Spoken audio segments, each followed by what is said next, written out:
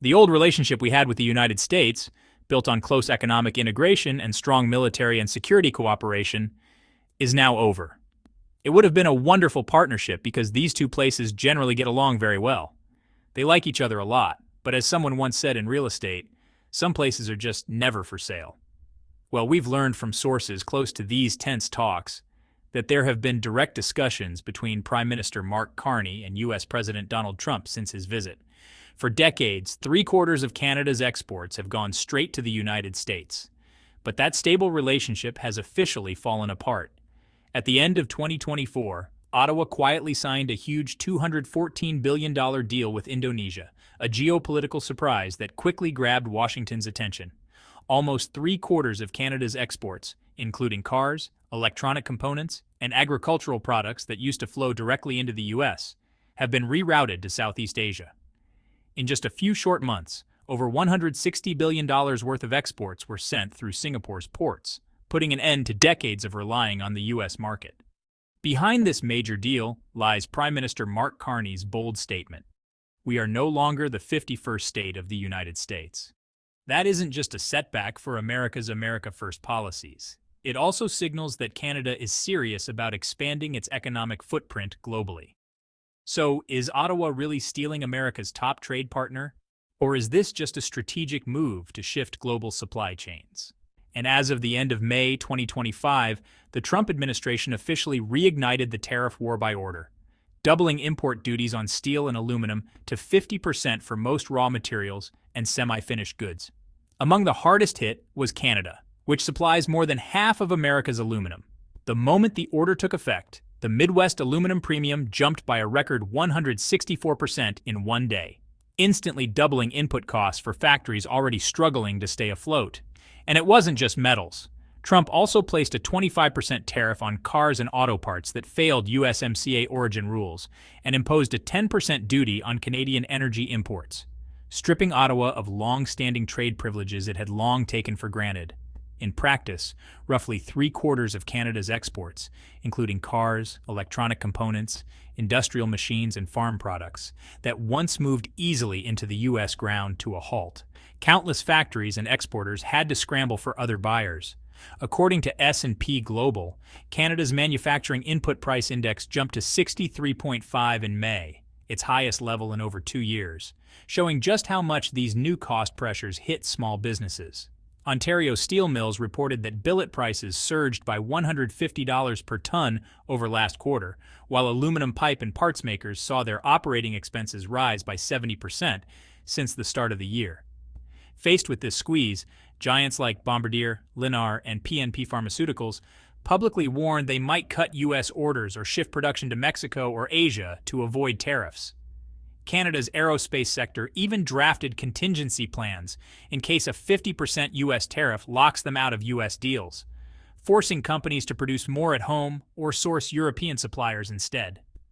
This backdrop of rising input costs and shrinking orders sent shockwaves through Canadian businesses. Almost every supply chain, from auto parts and food processing to heavy equipment assembly, was disrupted. Prime Minister Mark Carney's patience finally ran out, as he warned Ottawa would hit back if Washington continued on this path. And as tensions peaked, Carney made one thing clear: our traditional trade relationship with the United States is over. With that one statement, Canada stripped away its role as America's most trusted partner and began searching for new alliances and new markets. Almost immediately, Canadian businesses reacted. Ontario-based Label Pack Printing Inc. had to stop all U.S. exports just days after Carney's announcement. They said tariffs of 25 to 50% on steel, aluminum, and components had driven raw material prices so high that they couldn't maintain their traditional exports. And it wasn't just the printing sector. PNP Pharmaceuticals, a major drug manufacturer in British Columbia, warned they might have to raise prices due to 10 to 50% tariffs and soaring costs for active ingredients. In a Reuters interview, a PNP spokesperson said they were also looking for new customers in Asia to reduce their dependence on the U.S. The combination of Carney's strong political message and quick business reactions created an unprecedented crisis. When the U.S. hit aluminum and steel with 50% tariffs in early June 2025, Industries like auto manufacturing, machinery, and packaging suffered steep losses. In April 2025 alone, Canadian exports to the U.S. fell by 15.7%, pushing that month's trade deficit to a record 7.1 billion Canadian dollars, or 5.2 billion US dollars, the highest in nearly 2 years. PNP Pharmaceuticals was far from alone. Reuters noted that by the end of May 2025, 83% of Canadian industrial firms surveyed by S&P Global were deeply worried about losing the U.S. market. They faced not only steep tariffs, but also supply chain disruptions and unpredictable international shipping rates. In this tense atmosphere, Carney's message was loud and clear. First, Canada will no longer accept its role as an unofficial 51st state. Second, Ottawa will not sit back and let domestic companies take the full hit of these trade shocks. Carney promised to boost support, from low-interest export loans to new trade promotion programs in Europe and Asia. But reversing decades of dependence will take time. After all, with 76% of Canada's exports once going to the U.S., totaling nearly 460 billion Canadian dollars annually, creating new trade routes is no small task. Label pack printing now faces the challenge of pulling back from the U.S. while quickly expanding into Southeast Asia and South America. PNP Pharmaceuticals is racing to finalize deals with companies in Singapore, Thailand, and India. North America's political landscape has truly shifted. Every new U.S. tariff move doesn't just hurt Canada. It also pushes Carney and his team to show they're serious about reshaping trade ties. And as the two neighboring nations drift apart, Canadians face rising expectations and steep challenges as they enter this unfamiliar new chapter. Can Ottawa quickly fill the gap left by the U.S. market, or will it face serious losses before regaining its edge? In this next part, we'll look closely at Canada's $214 billion deal with Indonesia. Will this be the game changer that balances trade, or is it just a short-term fix before long-term plans lose momentum? As Washington kept slapping harsh tariffs on Canada, Ottawa didn't wait around to react. At the close of 2024, the two countries formally signed the Canada-Indonesia Comprehensive Economic Partnership Agreement, or CEPA, valued at $214 billion. This deal promised to remove over 90% of tariffs on Indonesian goods going into Canada and give Canada direct access to Southeast Asia's largest economy, with 280 million people and a GDP reaching $1.9 trillion in 2023. And this matters. Indonesia isn't just Southeast Asia's biggest economy, it's also Canada's most significant trading partner in that region, making up 22% of their $5.1 billion two-way trade last year. Getting rid of tariffs on most exports, from agricultural and seafood products to industrial machines and chemicals, will make Canadian exports far more competitive in a market that's been growing more than 5% every year. The path to this agreement wasn't quick. Talks began in June 2021 and took nearly 4 years, concluding on December 2nd, 2024, in Jakarta. That was when Canada's Trade Minister Mary and her Indonesian counterpart Budi Santoso officially signed the pact. Both sides aimed to fully implement the agreement in 2025. But Ottawa didn't stop at just tariff reductions. The CEPA also features labor rights protections, sustainability clauses, and an investment framework that promises stable, long-term access to Asian supply chains. According to Reuters, about 90.5% of Indonesia's exports, around $1.4 billion, will enter Canada duty-free. That comes on top of nearly $3.4 billion in existing trade, and tariffs weren't Canada's only strategic move. Ottawa also directed serious capital into the region.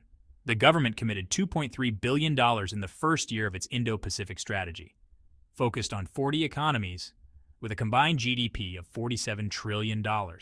That money will support infrastructure, improve food security, drive innovation, and enhance regional security partnerships. It even includes financing support for small businesses, job training initiatives, and programs to empower women and indigenous communities. While President Trump was hitting most imports with 25 to 50% tariffs, Ottawa decided not to wait for a rescue. It moved quickly and strategically. The pivot toward Indonesia, along with its $2.3 billion regional investment, wasn't just an emergency reaction. It was a first step toward a more diverse global trade strategy. Many believe Mark Carney chose the right course. The question now is whether this $214 billion SEPA and Canada's new Southeast Asia Foreign Direct Investment Plan will truly help Ottawa replace the lost U.S. market, or if these are only short-lived solutions before greater challenges arrive on the world stage. And as Canada struggles to weather Washington's tariff storm, Mark Carney also launched a foreign direct investment plan to boost the economy. The 2024 World Investment Report by UN Tadi shows foreign direct investment into Canada rose by 9%, reaching $50 billion US dollars, which is honestly impressive, since most developed countries saw inflows drop by 28% globally. Meanwhile, the US, once the top destination for investments, is losing capital fast. That left Canada perfectly positioned to become the next top alternative. The key is that Ottawa didn't just accept any investments. It focused on strategic sectors like mining and electric vehicle batteries, vital parts of the green energy shift. Ontario Mining's global reach. 2025 report noted that mining companies listed on the TSX and TSX venture exchanges raised 6.8 billion Canadian dollars in 2024.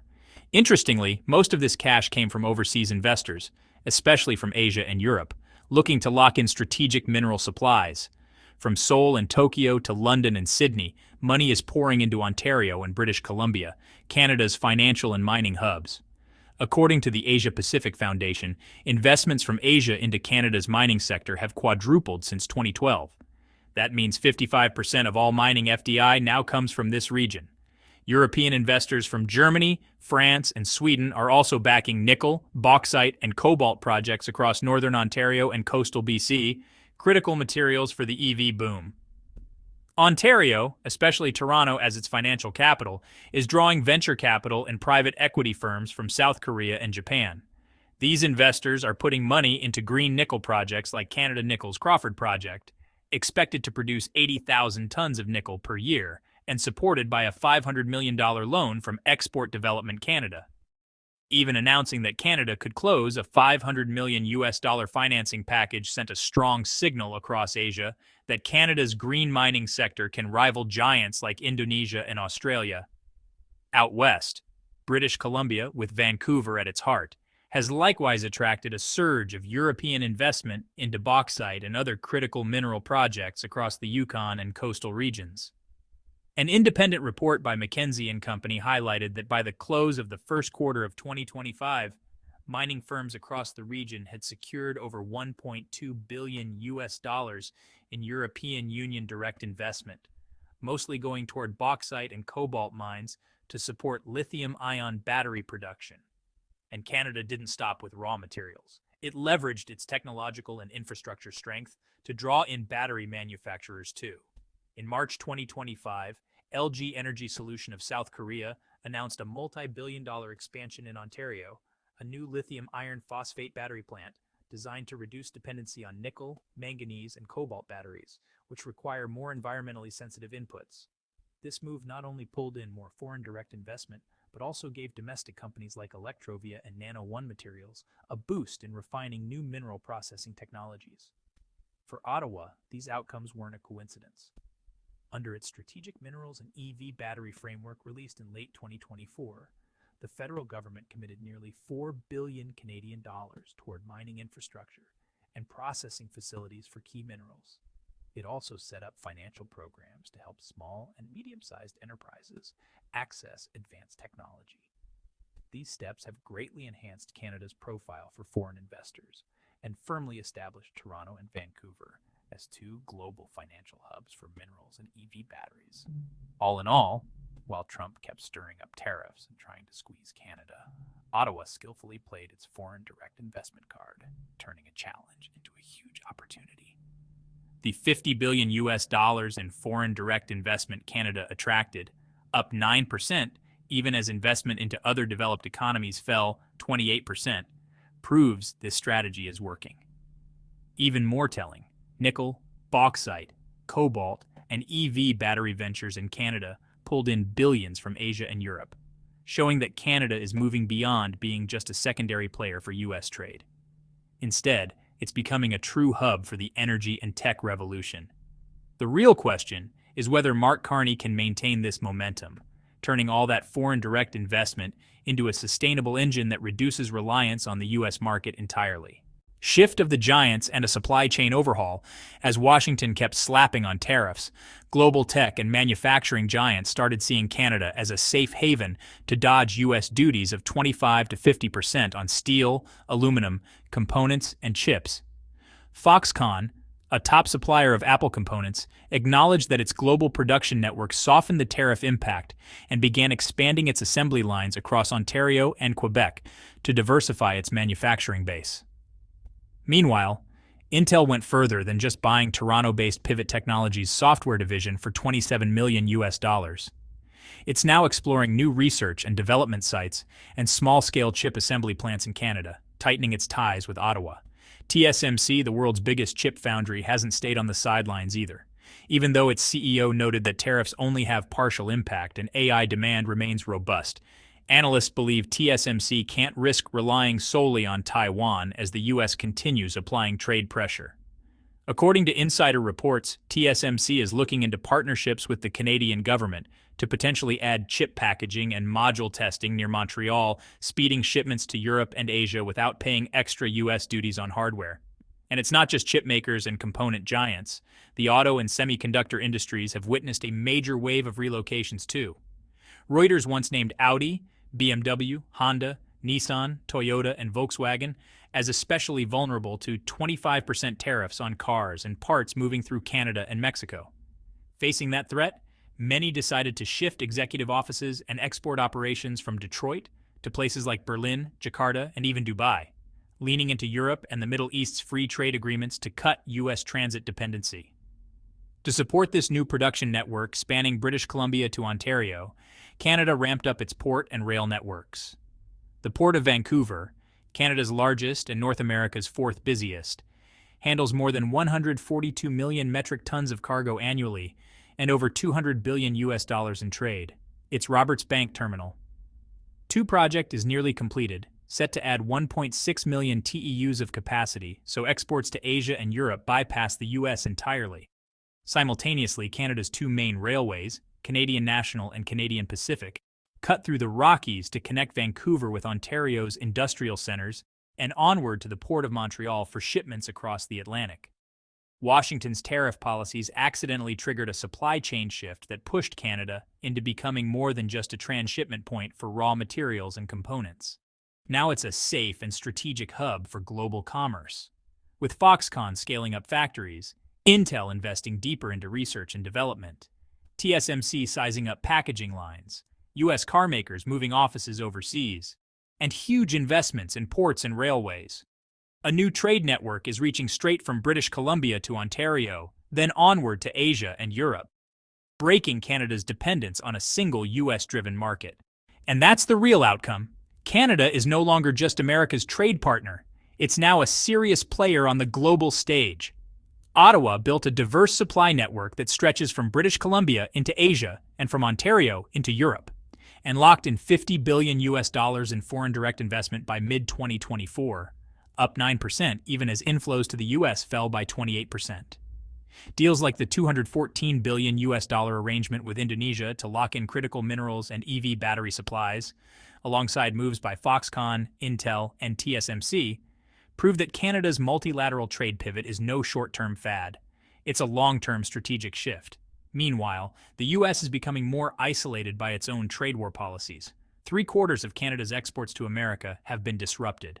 The trade deficit hit a record 7.1 billion Canadian dollars in just 1 month. Slapping tariffs on steel, aluminum, cars, and parts didn't just strip away Washington's geopolitical influence. It left the U.S. scrambling as its traditional partners look elsewhere.